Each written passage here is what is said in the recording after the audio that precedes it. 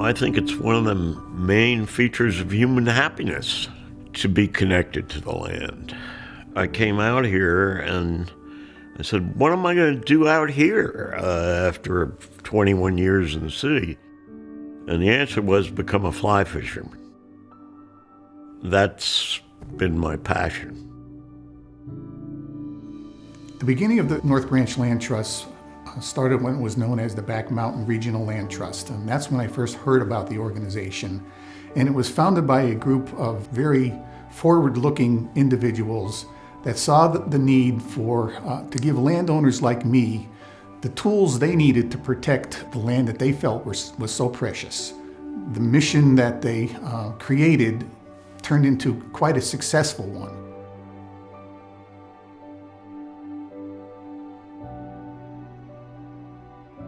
This year we're celebrating our 25th anniversary. We started in 1994. We've grown our membership from roughly 100 back in the early days to over 2,500 members now. And we're also celebrating going over the 20,000 acre mark, so we're very excited about that.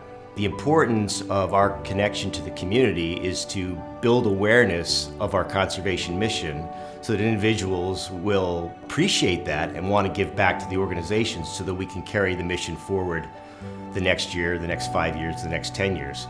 And land conservation is pretty simple, but there's lots of different ways to do it. The simple answer is that you conserve land in perpetuity so it can never be developed.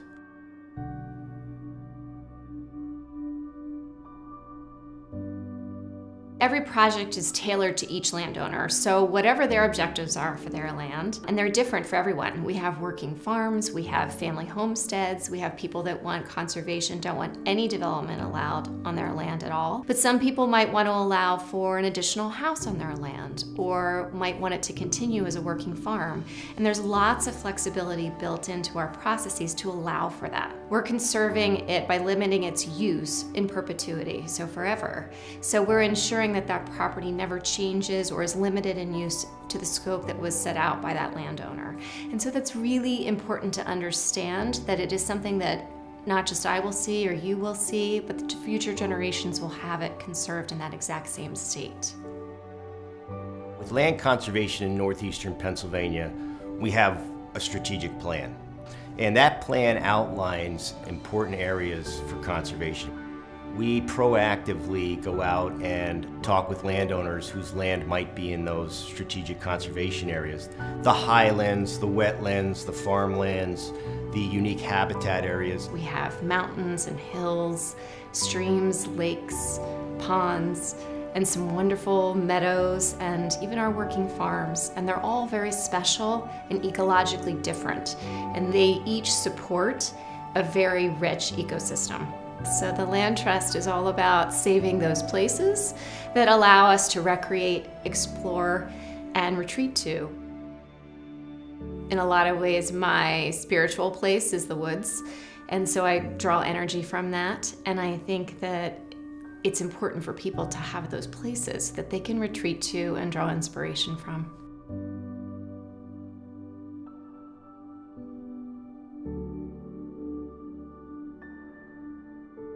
And the example that I always like to use is Central Park in New York City. That's probably the most valuable real estate in the world, and it's conserved land. And what it does is it makes all of the land around the conserved land even more valuable itself.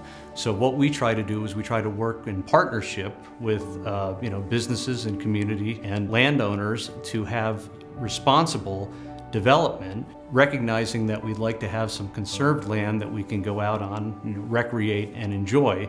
I think it's important for a community to have that. It makes everybody's quality of life better. We all like open space, and if there aren't organizations like the Land Trust conserving that land, it could all be lost to development, and once it's lost to development, then we all lose it forever.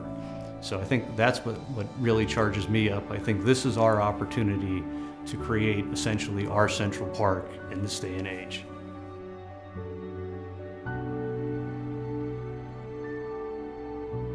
It's interesting, with land conservation, you have to take the long view, looking 20, 30, 40, 50 years out, the next few generations. And the importance is that at the end of the day, for ourselves, for our children, for future generations, there's open space for people to recreate on. If it all gets developed, pretty soon that connection to the land will disappear, and that would be tragic.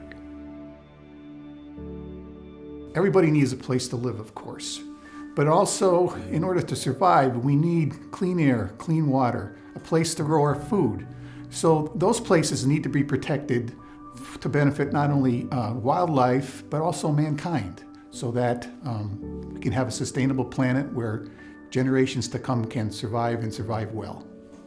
We don't want to just have house lots and streets. We want to have well-planned development along with open space, not only for plants and animals, but for humans to recreate on. It's a good combination because it improves the quality of life, not only for people, but for fauna and flora.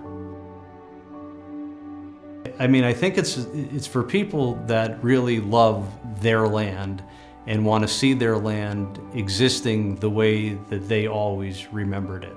And they can come to us and we can help them achieve that goal.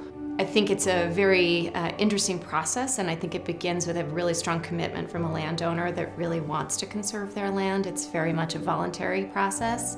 It's something that's an important decision. It's often a multi-generational decision because it's about land that people have a very deep connection to. Probably the most important reason I decided to conserve my property is to give up my developmental rights, protecting non-living and living things.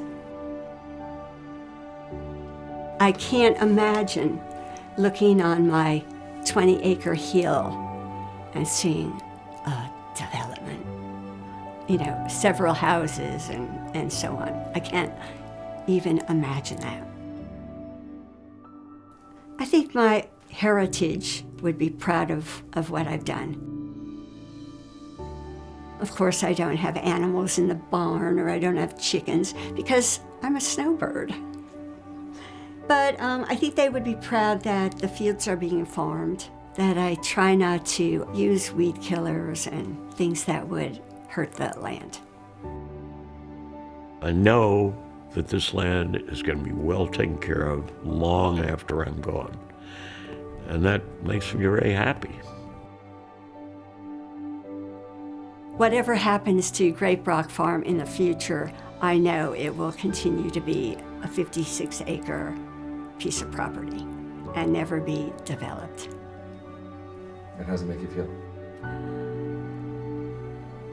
Very comfortable and happy, content. When I leave this earth, I think I'm going to pass away with this big smile on my face, knowing what my wife and I were able to accomplish with our property, with the help of the North Branch Land Trust and other nonprofit organizations, to make the world a better place in just our own small way. And that's all you could hope for.